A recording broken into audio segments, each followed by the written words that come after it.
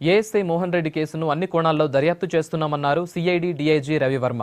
వేములవాడ శ్రీ రాజరాజేశ్వర స్వామిని దర్శించుకున్న ఆయన కేసు దర్యాప్తు కోసం ప్రత్యేక టీంలను ఏర్పాటు చేశామన్నారు.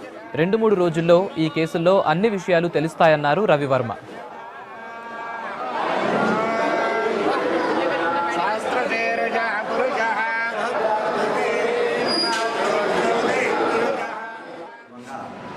శివుని దర్శించుకోవాలని నేను ఈ దేవస్థానానికి రావడం జరిగింది.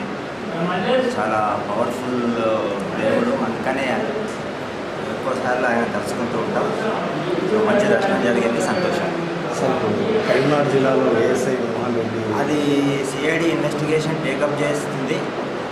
మొత్తం ఇంకా ఇన్వెస్టిగేషన్ ప్రథమ స్థానంలోనే ఉంది. ప్రిలిమినరీ దీంట్లోనే నడుస్తుంది ఇన్వెస్టిగేషన్.